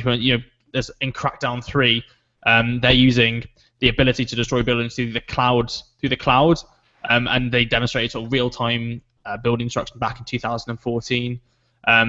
By using Azure servers, they can actually increase the power of the Xbox One by 20%. So as PC gamers, we'd hopefully potentially see more cloud stuff and just more power to enable big destruction engines. But I think as the technology gets there, it really becomes this point where we should be sort of asking the questions of why, what does destructive environment sort of add to gameplay, and is there any challenges, and what should we expect from this? Because I think with advanced computing power, there's always going to be the increase in different environments, and this seems to be the thing that's just sort of around the corner where we're going to get big destructible environments. So I guess to Tom initially, like what are your thoughts on sort of big destructible environments in games, and how do you think it's going to impact things that will come out in the future? My thought on destructible environments is very much, are you trying to tell a story with your game or not? I think as soon as you put destructible environments in a game with that you're trying to get across a strong story, it doesn't work, because everyone just goes and starts blowing stuff up. Well, If you're trying to have a game that doesn't take itself so seriously, and is this sort of fun, jumpy around, over the top guns, it works. Or sort of these short-based, short-time team v team games. As soon as stuff like GTA, destructible environments in GTA would not work. No. It wouldn't work. You're That would too be terrible. trying to tell a story too much, and everyone would just go, let's go blow up the biggest building, and then for some random reason it would respawn. I think as well that if you're choosing between whether or not you've got a strong story or whether it's more like a sandbox and you can just go out and destroy shit, and you've then got two different types of destructible environment as well you need to consider. You need to consider whether you have it's almost like that annoying invisible wall where it looks as though you should be able to go there, but you can't. And you'd have to have some walls which you can destroy, and then others which look like you can destroy them, but because it's trying to keep you on a story path, you can't blow wall A up, but you can blow wall B up, and it's just then very confusing and muddled, and it's bad. I think, but then if you did have 100% of the environment being destroyable, then you're going to walk around certain story points, or you can just completely bypass sections, and then that ruins the story part of the game. So yeah. What do you think, Chad? Do you play many games? Are you looking forward to Crackdown 3? Yeah, I love destructible environments. I've played almost every game in the recent history that's sort of been known for it, just because Red Faction 2 was the first time I played a game and I thought, holy shit, this is cool. And even there, it was super limited. It was kind of, yeah, like Rob said, that, oh, this wall you can blow up, but not that one because it's made out of better bricks. Yeah, I loved the Red Faction where you could blow up an entire wall, but Yeah. they hadn't put destructible glass in, so the window would be like the size of the wall minus a few feet, and it would just be floating. It was kind of like the Worms environments. It was brilliant. And loads of bits look like that in the game where you destroy like a part of a wall and the rest would be like perfect. Yeah. But the way it felt was as I'm having, because I do know what you mean that people are going to go through and smash up the level, but when I'm playing and I'm just like firing grenades around and then I've walked through the level and I look back and I see, oh, that wall's all fucked up and that pillar's come down, like that adds weight to my actions as a player, and that makes my player experience more enjoyable, I find. And I definitely agree with you guys that destructible environments in GTA wouldn't work, but I think in GTA Online, if GTA Online was like actually treated as an individual experience to the game, it would work really well, because I've played a shitload of GTA 5 online. I've barely played any of the story because I got so involved in it. And the one thing it's lacking is sort of a cohesive experience in the free roam. So you can free roam, you can shoot people, and you can customize, but there's nothing to do that doesn't put you into a mission. And whereas if you had like sort of like clan territorial based gameplay in that, and like capturing points, and you could blow up buildings, I think that could work quite well. But even enterable buildings in GTA, I think, would be more important than destructible environments. But I love it. I think Just Cause 2 was amazing. I love the Crackdown games, and I'm super gutted that I can't play 3, because that sounds like the coolest thing ever. I just think it's exciting, and I guess the technology is just not there to do it to the level that people like myself want it. Like, I want everything to blow up and it collapse, and The new Crackdown's the game where it's multiplayer only destruction, isn't it? Yeah, yeah, so that's right. they have to take it out I think- because yeah, it has to be online, and I think single player, I reckon they don't have enough server capacity to. be They able said to- it's actually because of the story, which is really interesting that you guys mentioned that you think destructible environments destroy that, because they have said that in the single player they're trying to tell a particular story, which includes you're trying to save the city, which kind of involves not blowing it to shit. Yeah, it's I it's, think it's it one definitely of seems those to be a multiplayer specific improvement. Which I think is fine. I think in a multiplayer you do lose. Like every game you play multiplayer, you kind of pay much less attention to people talking. Like Far Cry co-op, it doesn't feel as involving as Far Cry single play in fourth game, even though aside from the main missions, it's the same stuff. Yeah. So I think that I understood that decision. I think I don't see a problem with it personally. I can't see what so like with GTA now. Like if I fly a plane into a building, then it just like the plane just. I don't know if that's the first one we go to. If I That is where first one Tim goes to. so it could be any plane. Stuff flies into buildings. Any plane, any In building. GTA, Any plane in in- GTA, if a Flying plane into American buildings. if a plane flies into a building, your plane just destroys and like nothing happens. Like Yeah, I get what you mean. immersion It's one breaking. of those- Like as tech gets up, they're going to have to put this stuff in, and like it's real life physics. I mean, it's But just it's going to gonna depend happen. on the game. Yeah, it's like you take games like that are, like I said, trying to tell this huge story. If the first thing you do in the game is get in a plane and fly it into a building which 10 hours into the game has a significant meaning, and you've just blown it up, like you're either going to have, okay, this building magically rebuilt itself after I blew it up, so then people are going to go, why is it magically rebuilt itself? Or you've got to go, I'm dead, but the building's Yeah. fine. You were going to do a heist and you were going to make a lot of money, but the guy that sets it up seems to have had a plane flown into his house. Yeah. Sorry, but you can't actually complete the game anymore because you've blown his house up, which is where the objective is. It's like games like Just Cause. I always thought like the story. There is a story and it is a campaign, but it's not a deadly serious one. It is very much, to put it like, a Just Cause style of campaign. It's one where we've loosely thrown together a bit of story, a few bad guys, off you go and blow some stuff up, So- and all your missions are basically go and blow stuff up. Going back quickly. Sorry. Oh, yep. back into your criticism of my point. I think you're all like really small-minded. You see, for me, I think that because what you're talking about there is like, oh, you can't destroy this because this impacts this story, crackdowns like that. I think the implications of destructible environments is that does require like a new way to think about game design, and with the increased computational power, if as soon as one game starts doing it, and especially in open world games, is what people are going to expect. And I think that this is going to be one of the key challenges that game designers will have to face. It's like, okay, so we have a completely destructible environment. I think maybe something like Fallout, it could work quite well. But how could you, that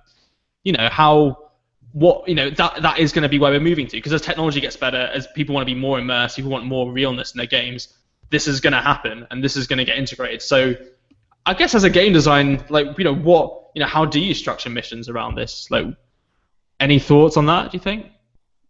Well, I actually think I agree with you. I think that as games have more destructible environments, what you're encouraging is emergent gameplay, which I think we've only started to see done properly recently. I don't think anyone's created a game that really does feel emergent beyond DayZ maybe. And I think if you have a completely destructible environment, you have to structure the way you present your narrative to the player. So whereas in GTA, for instance, the reason it doesn't work in the current format is because in GTA it's location centric and it's character centric. So in GTA you start off, you get missions from Lester and you go see Lester, and then he's got a building, you go speak to him. But what if there were factions you could engender yourselves with, and they could give you missions that would advance you through the campaign? So like you see a bit of it in Dark Souls where there's loads of NPCs. You can kill all of them, you can talk to them, you can help them, you can not help them, you can help them a bit. And then at the core of it, there's still like a central narrative progression. And I think if you designed so GTA is too big, but what if you had like a 2-mile square town? Everything was enterable, everything was destructible, and everything had like a little narrative that formed a greater whole. And then, the player could go, right, well, I blew up that building and killed all those people, and these people are like, yeah, you're sick, here, come chill with us, let's fight some ghosts. And then, maybe you save that building and like, oh, hey, we think ghosts are pretty cool, let's hang out with some ghosts. And then you help ghosts haunt people or something, and then you could find out through different parts of an overarching story. I've always thought something like that would be really cool, and I think games are too strict on having like a boundary for the player, which I understand. Obviously, technology again, but I think we are going to start seeing more like emergent, randomized gameplay where the narrative comes from your actions rather than your actions being involved in a narrative. Oh yes, but then you've got to think like, I'm not sure how well, from like my point of view, how well stuff like that work, because then effectively there is nothing to stop a player kind of going, I put the game in, I'm going to blow up every building, I've now just got a wasteland, I can do nothing. But and how that player could reach the end, and then they could I be guess story that saying, kind of you is their destroyed end everything. game. And then you could say to them, oh yeah, you've destroyed everything, this is what happens in this world now, do you want to start again and see what else happens? And then that player's then, it's like kind of like Mass Effect, like you can choose to do different things, I guess. Yeah, I guess like a lot of the stuff with like Mass Effect in games like that, they kind of give you a null choice. It's kind of the illusion. That's true. Very much definitely. It is an illusion of choice. It's like, make your choice, people will remember it. The same people, and it will the same affect the things story, happen. and it's kind of like whichever choice you actually make ends up in the same place. It's just you get one different line of dialogue at this when you pick a choice, or at the end of it where it's like you get one or two different lines of dialogue. It's not a huge story. Like the only real big change in Mass Effect was sort of Mass Effect 2 when you had to send all your people off to do different things, and your team could die, but it was the end of the game. So if your team died, it didn't really matter. It was like, well, this is the final mission, you can't do anything else. If your team die, oh no, your team's died. But none of them are key characters in 3 anymore. They just get their name on the board that they've died. And you miss out on a tiny bit of a conversation with them. It's also as well like, for actual designing and building the game, it would take so much time to build. It's a lot of branching. That's an insane amount of sort of possibilities that you have as a designer that you'd have to consider. Yeah, it's just like, because I know like even down to Again, a sort of a more open world online thing where more of the players could have an impact depending on what kind of like what Jax was saying, depending on what you might do to certain factions' base. If they were real online people that invested time in making that base, then they'd have to maybe relocate or work out what they were going to do with their characters. But yeah, trying to branch some sort of AI system or some sort of story-based branching system which had to deal with every building that could potentially be blown up at a certain time and not be blown up at a certain time, that would be insane. Even with the new sort of computational powers Tim is calling them. Yeah, I was going to say as well, it's also down to a point of where does a game become too realistic? It's not fun. It's like, okay, if you have this entire destructible environment, but if you're in the driving seat of a plane, to go to Tim's example, you're in the driving seat of a plane, fly it straight into a building, the plane blows up, you blow up, and the building blows up. It collapses onto the floor, takes out another 2 buildings with it while it's falling over, and then you respawn on the ground with 100% health, going, "Oh, I've just walked out of hospital." It's kind of like you've at that point when you've got that much realism, you've kind of got to put that on the player as well. So it's like, yeah, okay, you've driven a plane into a building. Game over. You've crashed. They're taking the building out and half the city, but you've also died. I was thinking as well that it kind of opens up the possibility for potentially a new genre. On the basis, if you consider like the difference between Japanese RPGs and Western RPGs, Japanese are always very character-based, very centric around the story. You will be driven down a certain path, and you will find out what the story writer wants you to find out, which gives you in a lot of cases, a lot more attachment to the characters. You can get upset, you can be happy, a lot more often depending on what happens. But then Western is very different, like Skyrim, where you don't really care if someone dies because you know very little about them, because you could have by that time killed 100 trolls, slayed some dragons, made a pet, found what you wanted to do. You could have that sort of thing where you've got an action game and you've got a destructible action game. So people would expect to have little to no story in a destructible action game, and wouldn't expect to be engrossed in the goings on within that world as much as you would in an action game. So it could open up things like that, which would be quite interesting. So I think you're all thinking, or like Tom and Rob maybe. I think you're thinking too like you're thinking too gamifying about this really. So like if you think of the real world, like what's stopping me getting a plane and flying it into a building? It's a resource. I have to learn to fly. Exactly, but that's the thing though.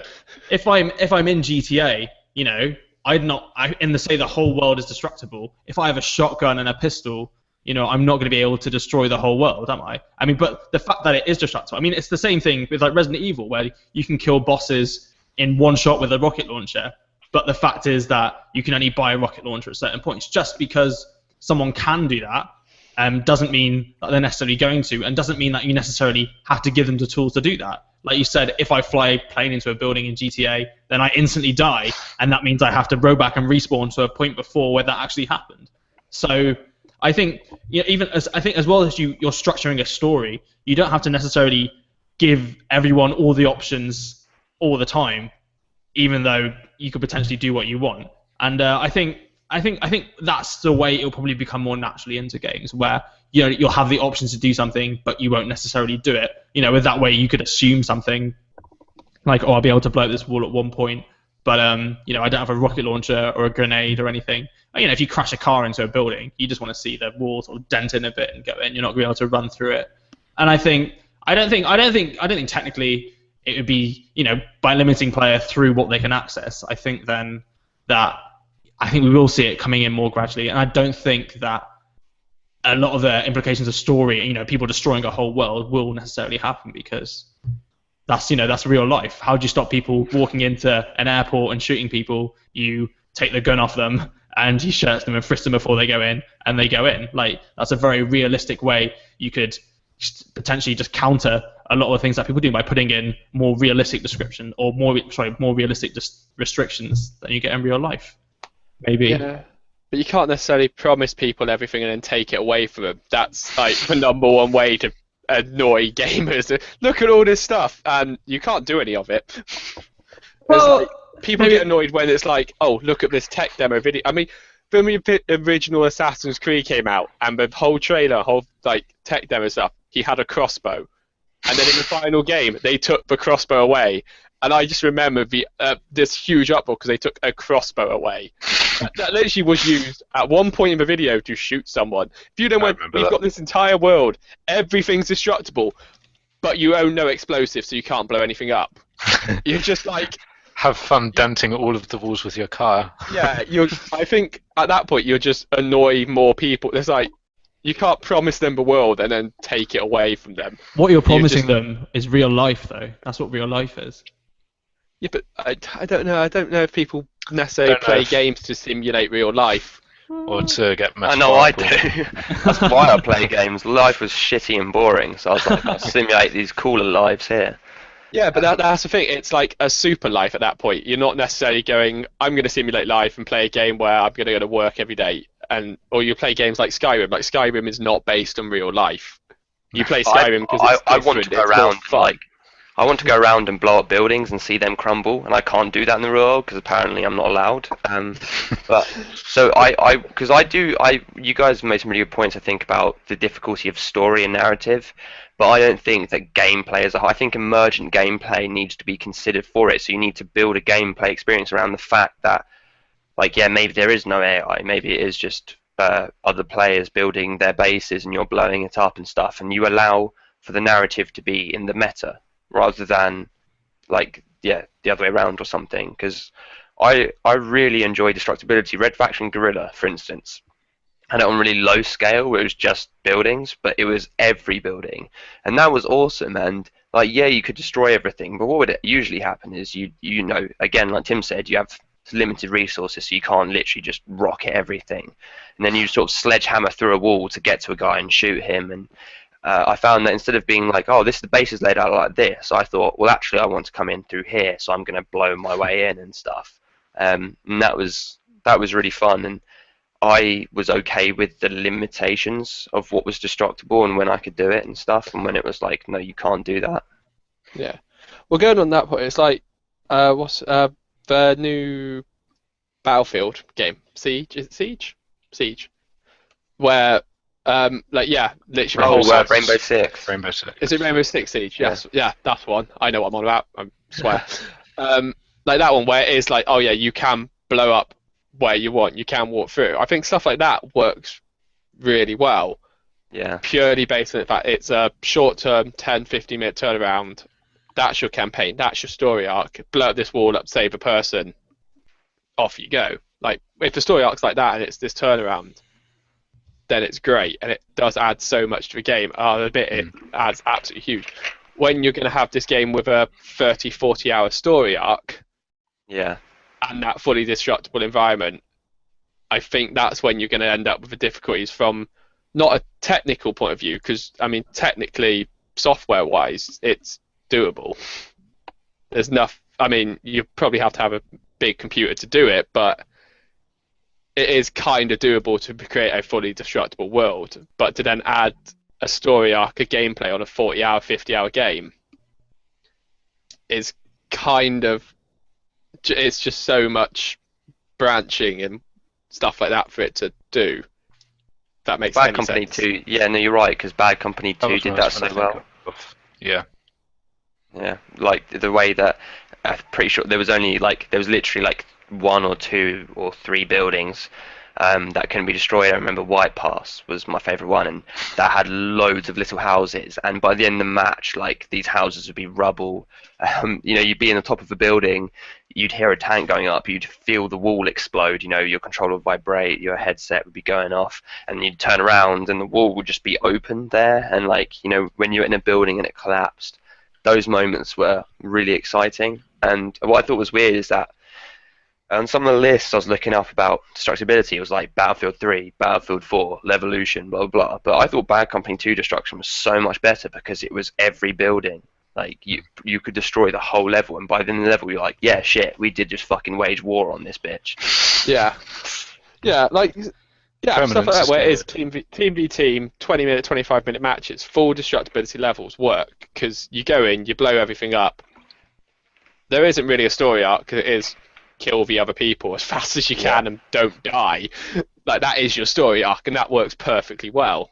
And yeah, like the Rainbow Six and the Battlefield Rainbow games. Six Siege looks quite cool. I think there's a lot of hate coming for it, but I think it looks cool. I've been waiting fucking ages for a Rainbow Six game of any See, kind. I got onto the beta for it, and it's really fun to play.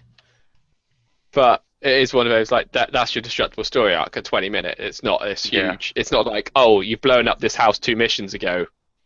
That's going to affect your current mission now, or that's going to affect your current gameplay now. It's kind of, that was done. Cool, move on. Next house. Nothing affects anything now. Yeah. But yeah, I mean, the technology's there to do it. It's just how in depth do you need it, and how much branching do you need of it. It's all coming. It's all coming, I think, and we'll get to the point where, yeah. Well, if that's the thing now, I guess, isn't it? You know, at the moment we need Azure and servers to make a fully destructible environment, but one game is going to offer it. I think GTA will probably be one of the first to start introducing something like that on a mass scale, because God, remember we'd have games without car damage years ago. Maybe in 10 years or so now, games will just be completely different due to the amount of computing power we'll get. And I think it's actually a really interesting thing to talk about, to think about, and just to see where everything's going to go. Yeah. I'm excited. I think some cool shit's coming. And it'd be nice to see that in Call of Duty as well, because that's the type of game I'd love that. Just blow up a wall and then be able to shoot someone. This is a game which at Call one of point Duty. couldn't open a door, so I wouldn't hope for too much. Also, it's all about shooting lanes in Call of Duty as well, so I think fans would be pissed off if people did that. Because you can't even jump over into different shooting lanes in the new game, even though, like, you can jump high enough and you can reach the top of the rocks. There's invisible walls that don't let you cross the lanes. Interesting. Yeah, but I agree it'd be cool, but they ain't gonna do it. I'd like to just screw over all those smart asses who think they have memorized the maps so they can win. Because that shouldn't be right. One day, Tim, I promise. That you'll get 10 kills. I was happy when I came 5th out of 8. There's actually, in the last game I played before I came here, there were 2 people worse than me. And that was an achievement. Your highlight of your life, yeah. There are 2 people worse than me in my life. This is good. If I can get into the top 3 in one game, I'll be so happy. Maybe. Did Fallout have any destructible stuff? No. Or will No. Fallout 4? I bet it won't. I don't Anyone think it getting does. Fallout 4? I have it pre-ordered. I'm ready. I've been ready for so long. There's I only won't a few be. days left, isn't it? Yeah, it's 11th. Nice. Call of Duty until then. Oh yeah, of course. Tom's a hater, so I keep Fallout 4 is trying. gonna be amazing. Okay, I keep trying to want to like it, and I keep trying to put the time in to make myself like it, and I just can't. I think I'll buy it, even though I probably won't play it that much, but I definitely will. So I'll get it when it comes down in price. Yeah, that's what I'll get it. I'll try it, but I'm not paying like 45 quid or whatever it is. Thing is, at the I know moment. that it's going to be absolutely amazing, but I've gotten into a very bad routine of only buying things on Yeah. sales. Even if I really want it, I will still wait until it's on the sale. I'm a games Disgusting. addict. I'll buy anything. Give it to me now. I'll just buy to play something new for a bit. Yeah. So Yeah, we've got some questions coming. yeah, so I thought for the last 10 minutes or so, because we got asked if we'd answer some questions at the end, so I thought it'd be nice just to answer the questions now. So I guess first, like, our thoughts on the upcoming Witcher movie is one I can see in front of me. Did you know there's a Witcher movie coming out? I read about it. It was announced yesterday, I think. From the producers of The Mummy, going to release it. So it'll probably be shit. But The Mummy 1 was okay. The Mummy one was alright. I don't know if we're basing it off the quality of the mummies. I think you need I to just look thought at the previous history of films being turned to games and games being turned to films. Yeah. I think How it could they be turn like out. it could be like the Witcher game series, where the first one was a bit difficult, the second one was a bit easier, and the third one was alright, I thought. I think it depends how they go at it. If they sort of take the universe and build a story around it, I think it'd be quite cool. If they try to basically recreate The Witcher 1 in the film, Yeah. I'm skeptical about that. If they kind of go, oh yeah, here is here's your guy, here's the Witcher universe, off you go. Like, here it is. Enjoy the film. I think it'd be quite good, like following the story of a Witcher. But I think if they're trying to necessarily go, here is Gerard. Witcher 1 in a film. Go. What's their budget? Because they could do, if they don't have a budget for this, it's going to look awful. I'd imagine it's probably got a pretty big budget. You'd hope it would, because it's You'd probably hope it would, bad. yeah.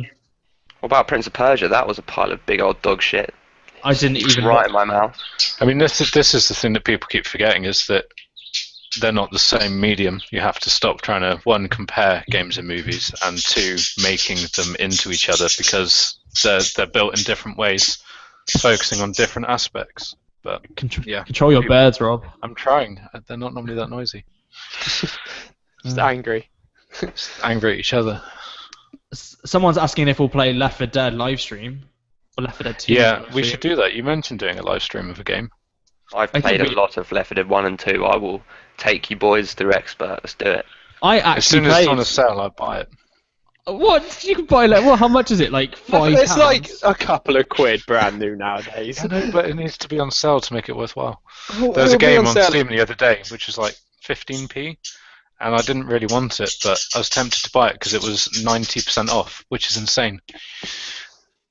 God. Is that... This is the reason for the noise. Oh.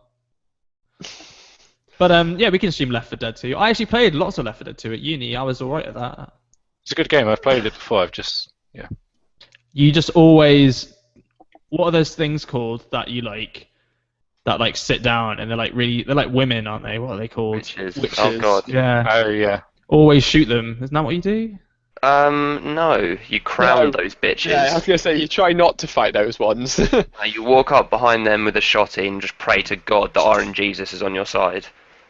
I remember- I actually played Left 4 Dead before it came out, before anyone knew really how good it was going to be. We went to this Eurogamer exposition in London, and I got the furthest than anyone because they put it on expert, so everyone was just getting trashed. And I was right. It was on the first campaign, No Mercy, in the first section. I was at the bit before the safe house at the end. So you go down one more road, down some subway steps, and you're there. It's done. And I saw one zombie between me and the end. All my teammates had died. I was on black and white, so I knew it was all over. All I had to do was get there. And I was like, all I have to do is cap the zombie. Bang, you have started the witch. Just runs up and just literally just get the fuck out of here to me. And yeah, that shit is scary, especially when you don't know it's coming. I mean, I was screaming during Call of Duty, so I imagine Oh god. Left 4 Dead. Okay, when we play Left 4 Dead 2, mute Tim. Just mute Tim. Anything he has to say is not important. Is there Left 4 Dead 3 coming out ever? No, it's made Valve in the number so 3. They can't do 3. It's Yeah. not a thing to them. You know, they'll just do a Windows and then like launch Left 4 Dead 4. God damn it. Yeah. Just completely bypass a number. Someone has a question for Jack. Yes, I'm ready. you can. Can you pronounce his name, Jack? Stefan Goss. Stefanos GR100. There you go. And yeah, thanks for that question, Tanya, about Left 4 Dead.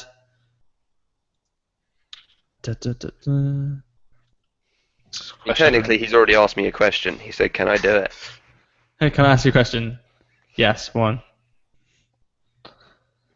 Or not? Maybe, I don't know. Is the delay quite I don't know what extensive? Tim set the delay to. So When this you, is- if it's the you, watch, awkward moment I think waiting. I'm saying it now. How many people do you reckon like just watch and then just disappear? Literally the Plenty. second he said it, I said it. Maybe it's a long question. He's still typing. Well, either way, should we? Hurry Are up. there any Chuck. other questions? I think we should just be really quiet whilst waiting for him to type. Just Could do a little bit of the game of the year discussion while we wait. Game of the year. We could do, or we might have to wait Until next time. until next week. We're Oh, not on next week. we're not on next week. Yeah, the week after next. Mm. makes it towards the end of the year though, so game of the year a bit more relevant. So game Give debate, Fallout 4 time to come out. you can actually vote Oof. for your favourite games at the moment in game debate. So if you do have a chance, head over there and vote. So there we go. I don't know, maybe your question's coming, Jack. It's on your game debate profile. There we go. Oh, that's a technical question. Can you read? Yeah, the thing is like it's really good, but when you get memory leaks, it's really bad. I think most of my problems come from my processor though. I don't think I've ever pushed the VRAM above that because if my computer gets pushed too hard, it just blue screens and shut down. So with games, it's kind of a thing where I put a lot of them on ultra, but I usually just turn the shadows down and stuff because yeah, it's really good, well worth the price, and I run almost everything at max. Stuttering in games is so minimal. You don't need to push it that hard, honestly.